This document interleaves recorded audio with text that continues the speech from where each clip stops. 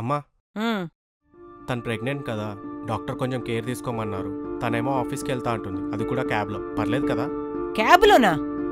డాక్టర్లు అలాగే అంటారు. నేను పిల్లల్ని కనలేదా, ఇంట్లో పనులన్నీ చేసుకోలేదా? ఇప్పటికే ఖర్చులు ఎక్కువయ్యాయి, ఆటోలో పంపించు. అంటే అత్తయ్య నేను ప్రెగ్నెంట్ కదా, ఆటోలో వెళ్తే కష్టమవుతుంది. అలాంటప్పుడు ఆఫీస్కి ఎందుకు వెళ్ళడం? ఆఫీస్ మానేసి ఇంట్లో చకచకా పనులన్నీ చేసుకో. అమ్మ చెప్పింది కూడా కరెక్టే.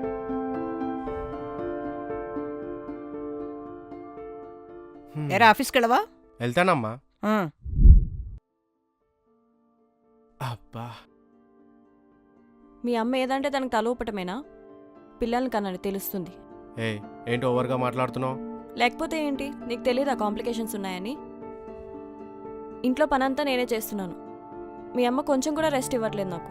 హలో, మా అమ్మ ఏం ఊరికే చెప్పట్లేదు, అనుభవంతోటే చెప్తుంది. మూసుకొని మా అమ్మ ఎలా చెప్పిందో అలా చేయి. అది కాదండి, కొన్ని రోజులు మా పుట్టింటికి వెళ్ళరానా? నువ్వు ఊరికి వెళ్తే ఇంట్లో పనులన్నీ ఎవరు చేస్తారు? మా అమ్మని ఎవరు చూసుకుంటారు? ఏం అవసరం లేదు. అది కాదండి. ఒరే అమ్మా వస్తున్నా.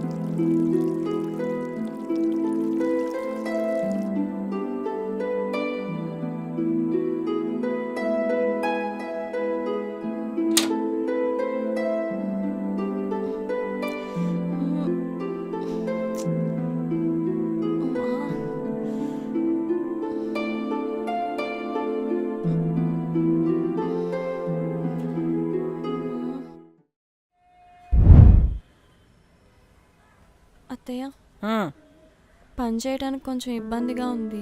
ఎవరినన్నా పని మనిషిని పెట్టుకుంటే పని కొంచెం ఈజీ అవుతుంది. పని మనిషా? ఎందుకే పని మనిషి? ఆయన ఏమంత పెద్ద పని ఉందని పని పని అంటావు? నీ వయసులో ఉన్నప్పుడు మొత్తం ఇంటి పని అంతా ఎడం చేత చేసి పడేసేదాన్ని. అంటే అత్తయ్య నేను ఇప్పుడు ప్రెగ్నెంట్ని కదా. అంటే నేను పిల్లలు కనలేదా? ఇంటి పని అంతా చేయలేదా? వెళ్ళి పని చూసుకో. వెళ్ళు.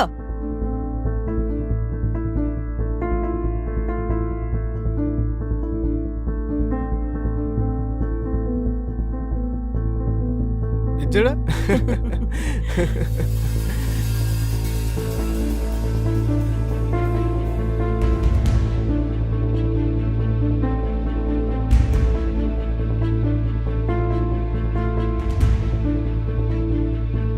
అమ్మా!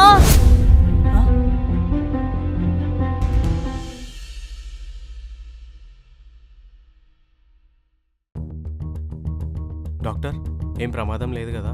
కొంచెం ఉంటే తల్లి బిడ్డ ఇద్దరు పోయేవాళ్ళు. అయినా గర్భిణీ స్త్రీని ఎలా చూసుకోవాలో తెలియదు. అంటే ఇంట్లో పనులు చేస్తూ అమ్మకు తోడుగా ఉంటుందని నేను ఆఫీస్కి వెళ్ళాను. భార్య అంటే మీకు సేవలు చేస్తూ పిల్లలను కనిపించే మిషన్ కాదు. ఈ టైంలో తన అంత బాధ అనిపిస్తూ మీ ప్రేమను కోరుకుంటుంది. అయినా తనంత పెయిన్ భరిస్తూ బిడ్డలు కనేది మీ కళ్ళలో ఆనందం చూడడం కోసం.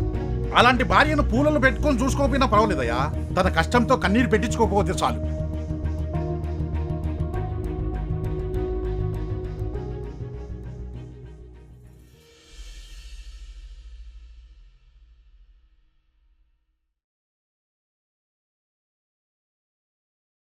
భర్తగా నిన్ను అర్థం చేసుకోలేకపోయా. I'm sorry. నన్ను కూడా క్షమించమ్మా. ఒక అత్తగా ఆలోచించాను కానీ ఒక ఆడదాన్ని ఆలోచించలేకపోయాను. ఒక విధంగా ప్రమాదం జరగడానికి నేనే కారణం. అయ్యో అత్తయ్య, మీరు నన్ను కోడలుగానే చూసారేమో. నేను ఎప్పుడు మిమ్మల్ని తల్లిగానే భావించాను. మిమ్మల్ని నేను క్షమించడం ఏంటి అత్తయ్య? నువ్వు అలాగే ఉండమ్మా. ఇంటి పనంతా నేనే చూసుకుంటాను. ఒరేయ్, అమ్మాయి కాలు కింద పెట్టకుండా చూసుకో. నేను తనకి జ్యూస్ తీసుకొస్తాను.